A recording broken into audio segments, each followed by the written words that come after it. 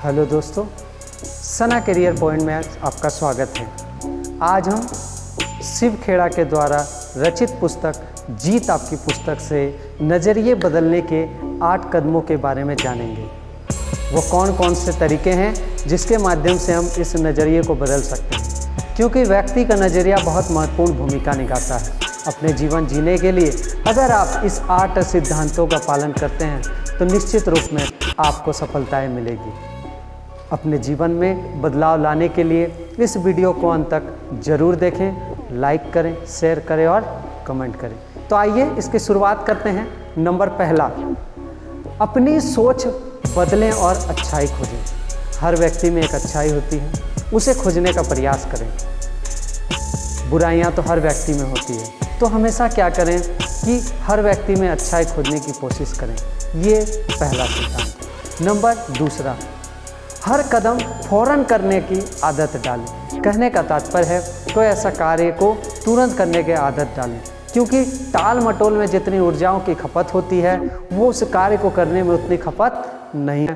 कि ईश्वर ने हमें इतना सब कुछ दिया है, उसके प्रति हमें कृतज्ञ रहना चाहिए। क्योंकि आप देखे होंगे कि दुर्घटना के द्वारा बहुत सारे व्यक्ति का बहुत सारी क्षति होती है, जैसे पैर कट जाता, हाथ कट जाते हैं, कुछ लोग अंधे हो जाते हैं, तो उनके बदले में एक मुआवजा देते हैं, मुआवजा मिलती है। लेकिन क्या कभी कोई भी व्यक्ति ऐसा है जो चाहेगा कि हमको वो मुआवजा मिले और उसके बदले में मेरे टांग काट ली जाए? कैसा हो सकता है क्या? नहीं। तो ईश्वर ने जब आपको इन सभी चीज़ों को परिपूर्ण रूप से आपसे भेजा है या दिया है, तो हमें उसके प्रति शुक्रगुजार होनी चाहिए और इसके माध्यम से ही हम बहुत कुछ बदलाव ला सकते हैं। नंबर चौथा, लगातार ज्ञान हासिल करने का कार्यक्रम बनाइए। कहने का तात्पर्य है कि ज्ञान का तात्पर्य सिर्फ यही नहीं है कि आप अच्छे डिग्री में पढ़ लिए या बेहतरीन तरीके से पढ़ लिए।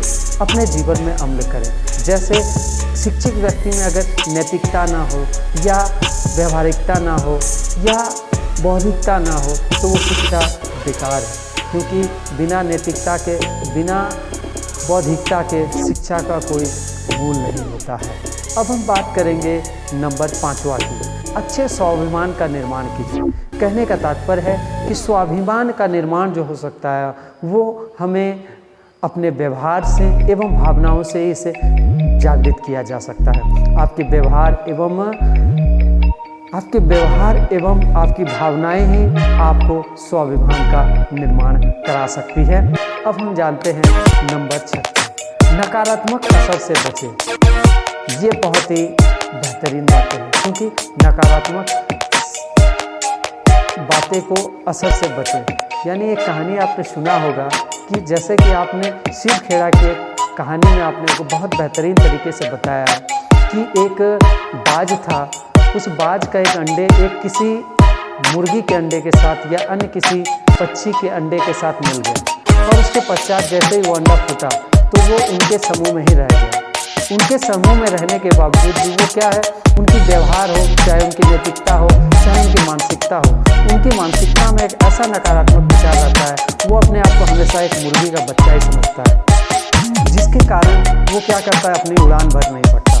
भले ही वो बाज है, लेकिन उन मुर्गियों के साथ में रह के उनकी मानसिकता में एक ऐसा नकारात्मक विचार आ गया है, जिसके कारण वो स्वयं को भी अपने आप को मुर्गी का बच्चा ही समझने लगा है। तो इसी तरह किसी भी व्यक्ति में अगर नकारात्मकता का प्रभाव आ जाता है तो वो उस कार्य को भी नहीं कर पाता है जो उसमें सामर्थ्य होती है।